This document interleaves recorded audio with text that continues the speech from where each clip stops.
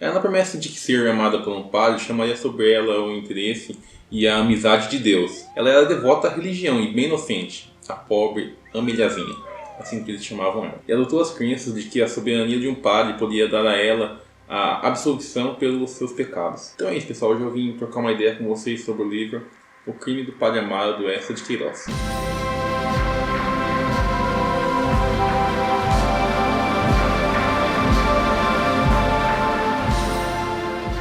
Para quem acompanha o canal há algum tempo já deve saber que meu interesse por esse livro vem decorrente do filme que eu assisti na época da escola. Na escola. Criança. Sim. Eu vou falar um pouquinho diretamente da história, da proposta do livro, e depois vou abordar algumas críticas que eu realmente achei relevantes. Em uma breve apresentação dos personagens principais, a gente é apresentado então ao Padre Amaro, ou melhor conhecido como Sr. Pároco, padre-mestre da cidade de Leiria, privilegiado politicamente pelo status de amigos influentes e talvez jovem demais para o magistério. Embora o livro venha difundir períodos anteriores à chegada de Amaro em Leiria, eu aqui nessa resenha vou comentar com vocês, vou falar somente a partir do momento em que ele lá chega, a partir do momento que ele se torna padre-mestre e a partir do momento que ele conhece Amélia. Já Amélia, jovem e pobre, devota à religião, como eu disse anteriormente no início dessa resenha, ela é um exemplo de carisma na comunidade de Leiria, objeto de desejo dos jovens por sua beleza e inocência, pela sua personalidade no geral. E abrindo uma aspa aqui para uma opinião, existe um contraste bem grande, bem interessante entre a sexualidade e a inocência da Amélia. E o autor faz notar isso de uma forma bem presente no decorrer do livro,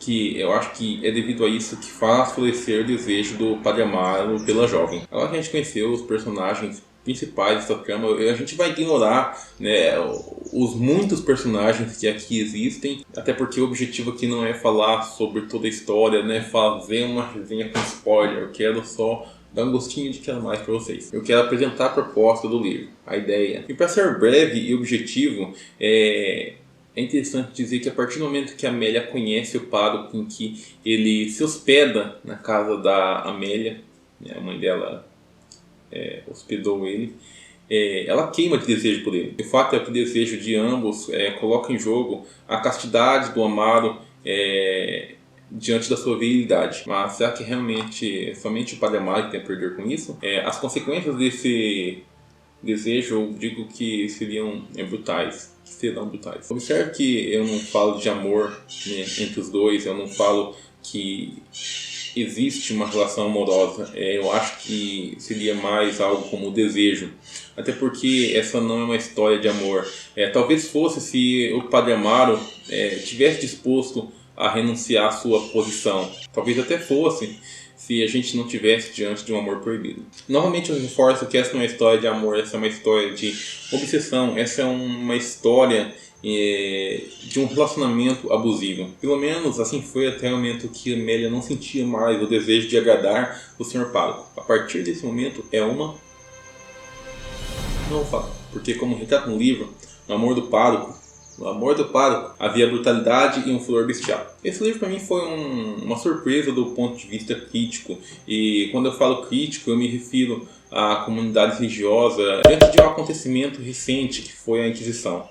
Sim, na época, 1700 e pouco, não lembro certinho o ano, é bem recente, né? 200 anos. Independente de religião, esse é um fato que nós não devemos esquecer como um dos grandes erros, né, da humanidade, eu acho.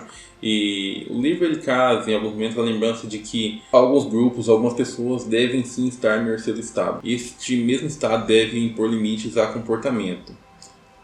Até porque o Estado tem que ser imparcial. A justiça tem que ser imparcial. Afinal, em alguns momentos, o próprio Padre Amaro, nos seus devaneios, ele se sentia quase uma divindade e clamava por esse período fazer suposições, se estivesse de fato naquele período, como ele poderia dar fim de uma maneira rápida e cruel em seus inimigos. Ele não era de toda uma pessoa má, mas quem sabe se tivesse poder. Cabe mencionar aqui que existem alguns diálogos entre personagens, inclusive secundários também, tá? Dignos de atenção, como o assunto da liberdade de imprensa e liberdade de expressão. Estes são os temas que eu me lembro, esses são os temas que eu me recordo, até porque eu marquei, mas não são os últimos. Eu, inclusive, marquei no livro porque eu acho que é um tema digno de atenção até hoje, certo? Tema atual e que eu acho que, né, merece sim, né, um debate. E por esse motivo, mais uma vez, ou talvez pela primeira vez, né, nesse vídeo, eu esteja recomendando fortemente essa leitura.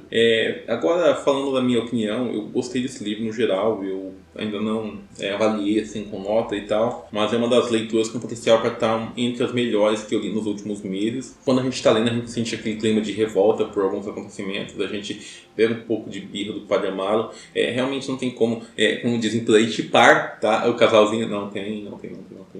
Você vê que ele está sendo um manipulador, você vê que ele não é digno dela. Até porque politicamente correto não seria admissível uma situação como essa, tá? Você ama ela, beleza, você renuncia à sua carreira, tá? Porque você se propôs a esse voto de castidade e agora você está voltando atrás, agora você está fazendo com que uma pessoa esteja submetida a uma vida de concubina, né? Como seria o caso de Amélia, se assim ela aceitasse, se assim prosseguisse. E, bom, o final desse livro não é um final agradável, não é um final que você vai pegar e falar assim: que lindo, não é, cara. E você vai sentir mais raiva, mais ódio diante da impunidade. Eu não vou dar muita opinião minha aqui, eu já falei bastante desse livro em outros vídeos, até por isso, para não ficar na mesmice aqui, embora este seja um vídeo específico do livro do Padre Amaro. Eu recomendo essa leitura, eu acho que vocês já entenderam a proposta do livro, vocês deveriam ler esse livro. Bom, a Gláucia vai pegar muito comigo se eu não falar pra vocês aquele recadinho sempre, né? Comenta aqui embaixo, até porque eu vou estar aqui para poder comentar com vocês daqui a pouco. E, bom, o que mais que ela fala? Sigam nas redes sociais para ver as babaquices que a gente posta. E o resto você já sabe, eu esqueci, tá? Falou!